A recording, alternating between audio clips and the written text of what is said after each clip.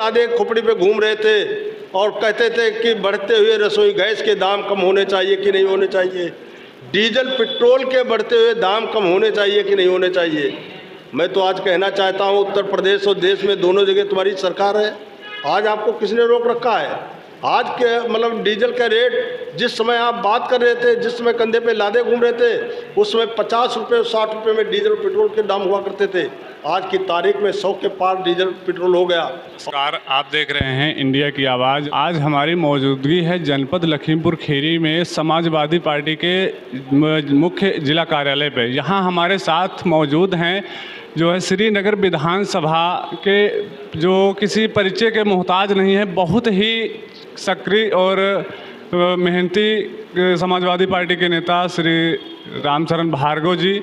हम इनसे श्रीनगर विधानसभा क्षेत्र के बारे में बात करने वाले हैं। जैसे अभी जो है विधानसभा क्षेत्र में बहुत सारी समस्याएं देखने को मिल रही हैं और कुछ दिन पहले किस जो है छात्रों पे लाठीचार्ज हुआ, उसके संबंध में बात करेंगे। तो आइए हम सीधा इनसे संवाद करते हैं। सबसे पहले हम इनका अपने न्यूज़ चैनल पर स्वागत करते हैं। बहुत बहुत हार्दिक स्वागत है आपका। बहुत बहुत धन्यवाद। आप हमारे दर्शकों को अपना परिचय बता दीजिए और आपका राजनीतिक सफ़र कैसे शुरू हुआ और आपके मन में ख्याल राजनीति करने का क्यों आया? मैं रामचरण, पूर्व विधायक 140 श्रीनगर, जनपद लखीमपुर खीरी। राजनीति का ये पारिवारिक हम लोगों को विरासत में है। पिताजी 2 बार विधायक रहे और 2 बार मैं विधायक रहा, एक बार पहला विधानसभा से और दूसरी बार श्रीनगर विधानसभा से। चूँकि पिताजी जब राजनीति करते थे तो उस समय मैं उनके साथ में ज़्यादातर रहा करता था और उनके देहांत के बाद मैं 91 में पहली बार विधानसभा का चुनाव मैदान में उतरा और विजयश्री हासिल हुई जनता दल से। उस समय राम लहर बहुत चरम पे थी, चारों तरफ राम लहर परचम लहरा रहा था और करीब करीब अधिकारी कर्मचारी भी भारतीय जनता पार्टी की पूर्ण बहुमत की सरकार बना रहे थे। ऐसी स्थिति में लखनऊ मध्य जोन से मात्र 2 विधायक चुन करके जनता दल के गए थे। उसमें से एक मैं पहला विधानसभा से था और दूसरे एक उन्नाव से सुंदरलाल जी थे। लखनऊ मध्य जोन बिल्कुल एकदम पूरा खाली मैदान पड़ा हुआ था। जनता दल पश्चिम में भारी था और पूर्वांचल में जनता दल भारी था। उस समय टोटल जनता दल के 96 विधायक जीत करके सदन पहुँचे थे, उसमें से मैं एक था। ये उस समय मुझे सही मायने में मेरी बहुत ज़्यादा उम्र भी नहीं थी और न मुझे बोलना आता था और न सही तरीके से चलना आता था। उस समय मुझे चुनाव जीतने का आम जनता ने सौभाग्य प्राप्त हुआ। बड़े पैमाने पे हम लोग उनके साथ में सुख दुख में साथ शरीक करते हुए सब लोगों ने आगे भी हम लोगों को मौका देने का काम करते रहे। चांस की बात 2012 का जब चुनाव हुआ तो उस समय माननीय अखिलेश यादव जी ने समाजवादी पार्टी से सबसे पहली लिस्ट में कस्ता विधानसभा से मेरा टिकट फाइनल करने का काम किया। मैं मांग रहा था श्रीनगर विधानसभा से और सबसे फर्स्ट लिस्ट जो 7 लोगों के नाम आए उसमें मेरा नाम था कस्ता विधानसभा से। तो चूँकि कस्ता विधानसभा में मैंने ही एक पेड़ लगाया था तो उस समय मैंने कहा और राष्ट्रीय अध्यक्ष जी से मैं मिला जा करके लखनऊ में, मैंने कहा कि भैया आप इस लड़के को टिकट दे दीजिए जिसको मैंने मतलब वहाँ पे पार्टी ज्वाइन कराने का काम किया था, उसकी मैंने वकालत की और मैं वहाँ से किसी भी दशा में चुनाव नहीं लड़ूंगा और दूसरी जगह से मैं आपसे टिकट भी नहीं मांगूंगा। तो कहने लगे कि नहीं आपको चुनाव लड़ना, आप जाइए अपना तैयारी करिए, आपको चुनाव लड़ना, आप चुनाव लड़िए जा करके। तो मैंने कहा भैया मैंने आवेदन जहाँ किया है वहाँ आप दे देंगे तो मैं लड़ लूँगा, मैं यहाँ पे चुनाव नहीं किसी भी दशा में लड़ूंगा, चूँकि मेरा पौधा लगाया हुआ है मैं नहीं काट पाऊँगा। इतना कह करके मैं चला आया। तो होते करते जहाँ से मैं मांग रहा था से वहाँ से भी सीट एंगेज हो गई। उसके बाद में कस्ता से जिसको मैं चाह रहा था, कस्ता में उस व्यक्ति को मैं टिकट दिला पाने में सफल हो गया। सफल होने के बाद मैं खाली हो गया। खाली होने के बाद में जहाँ भी पार्टी कार्यक्रम होता, पूरे जनपद में कोई भी विधानसभा में कार्यक्रम होता, हर विधानसभा में मैं जाने का काम करता था, पार्टी का प्रचार प्रसार कर रहा था। उसी दौरान मतलब जो नवंबर में 29 नवंबर को मेरी मुलाकात होती है माननीय राष्ट्रीय अध्यक्ष जी से। उन्होंने कहा कि आप क्या चाहते हो, तो मैंने कहा भैया मैं चाहता हूँ ज़्यादा से ज़्यादा मेरी विधानसभा में मतलब जो है उत्तर प्रदेश में विधायक जीत करके आए और उत्तर प्रदेश में हमारी समाजवादी पार्टी की सरकार बने। ये बात हुई। आपके विधानसभा क्षेत्र में वर्तमान सरकार के विकास कार्यों को देखते हुए प्रमुख समस्याएं कौन सी हैं जिन पर आप सबसे पहले सुधार करने की कोशिश करेंगे, यदि आपको मौका मिल जाता है तो? देखिए, जब 12 में मुझे मौका मिला तो 12 में सबसे बड़ी एक समस्या एक इसका परसिया घाट का पुल, जहाँ पे पुल की बहुत आवश्यकता थी, और एक लखीमपुर को निघासन रोड से जोड़ने वाला ओनली फॉर वन मार्ग, केवल एक मार्ग था, दूसरा मार्ग नहीं था, जिसकी वजह से लोगों को भीड़ का सामना करना पड़ता था। आए दिन मतलब कोर्ट कचहरी तहसील अस्पताल जाने वाले लोगों की तारीखें छूट जाया करती थी, मरीज को सही समय पर अस्पताल नहीं पहुंचा पाते थे। ऐसे मार्ग को डिमांड थी। मैंने विधायक बनने के बाद मैं उन दोनों कार्यों को पूरा करने का काम किया। इसके साथ साथ में बंदे के अंदर कुछ गांव बसे हुए थे जो आज भी मौजूद हैं, जिनके लिए आवागमन का कोई रास्ता नहीं था नाव के अलावा। उस रास्ते को भी मैंने डेवलप करने का काम किया। वहाँ पे भी एक रपटा पुल, बहुत बड़ा रपटा पुल बना करके और मेन रोड से जोड़ने का काम किया।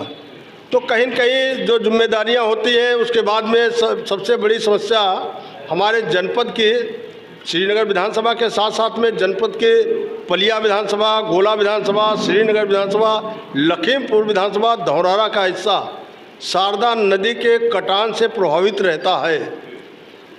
उसके लिए व्यवस्था करने का काम किया। और एक पचपेड़ी घाट का पुल है जो निघासन साइड के लोगों की भी डिमांड थी कि यहाँ पे पचपेड़ी घाट का पुल बनना चाहिए। मैंने उसके ऊपर प्रयास भी किया और प्रयास करते करते मतलब मैं उसको स्वीकृति प्रदान कराया, जांच भी हो गई, सारा सब कुछ हो जाने के बाद केवल टेंडर होना था उस पुल का, और उस पुल का टेंडर होना था। उसी दौरान सरकार चली जाती है। सरकार चली जाने के बाद में भारतीय जनता पार्टी की सरकार बनती है। लोकसभा के प्रत्याशी जो थे मतलब अजय मिश्र टेनी और यहाँ से जो मंजू त्यागी जीत करके गई, इन लोगों ने दोनों भारतीय जनता पार्टी के नेताओं ने उस कार्यक्रम को ठंडे बस्ते में डालने का काम किया। अगर शायद वो पुल का निर्माण आज की तारीख में हो जाता तो कम से निघासन और तिकोनिया साइड के लोग जितने भी हैं उनको आने जाने के लिए सीधे एक रास्ता लखीमपुर का मिल जाता, जो कम से कम 15-20 किलोमीटर का रन बचता। वर्तमान सरकार की कानून व्यवस्था और समाजवादी पार्टी की पूर्व सरकार की कानून व्यवस्था में क्या अंतर है? आप इसको किस नज़रिए से देखते हैं? अंतर साफ है। अगर हमारे नेता माननीय राष्ट्रीय अध्यक्ष माननीय अखिलेश यादव जी ने 12 के चुनाव में अगर उन्होंने एक घोषणा पत्र तैयार किया था जो हम लोगों के माध्यम से जन जन तक पहुंचाने का काम किया था, उस घोषणा पत्र में लिखा था आम आवाम के लिए अगर हमारी सरकार आएगी तो हमारे किसान भाइयों का चाहे बेटा हो चाहे बेटी अगर इंटर पास करेगा तो मैं उसको लैपटॉप देने का काम करूंगा।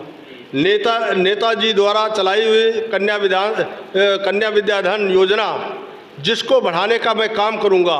नेताजी ने जो किसान की दुर्घटना में मौत होने पर 1 लाख रुपए प्रावधान किया था उसको मैं बढ़ा करके 5 लाख करने का काम करूंगा।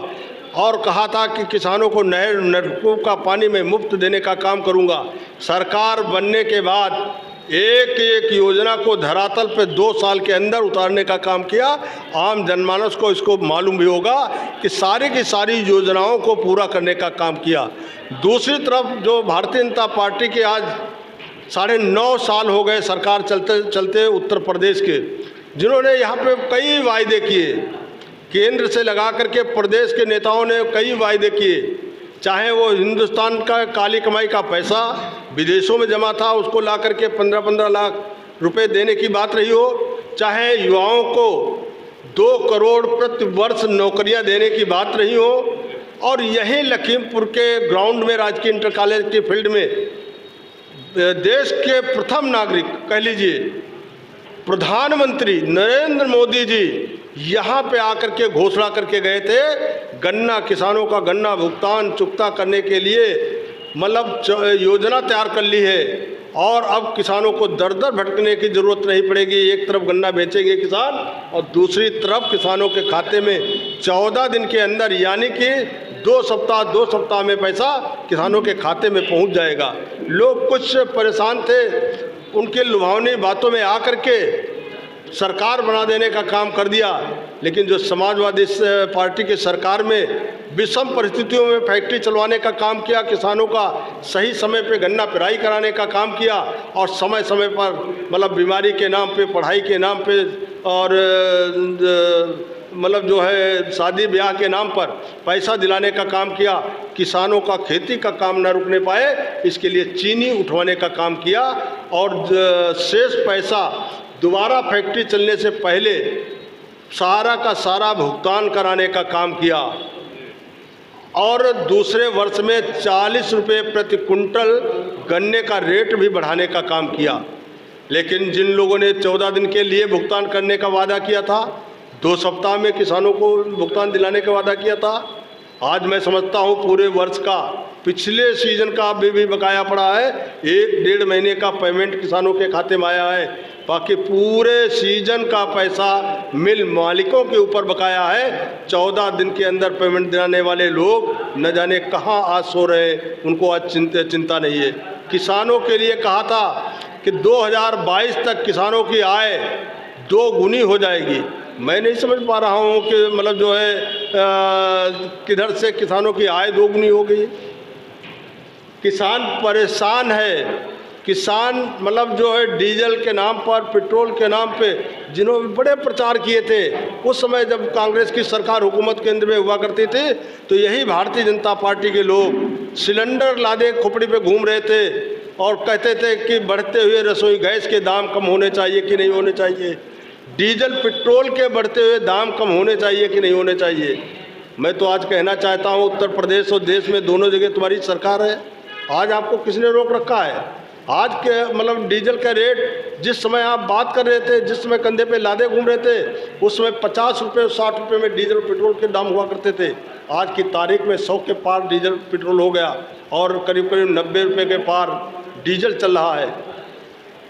रसोई गैस जो 385 रुपये हुआ करते थे, आज के तारीख में शायद 900 पार है, 1000 रुपये के आसपास गैस सिलेंडर मिलता है।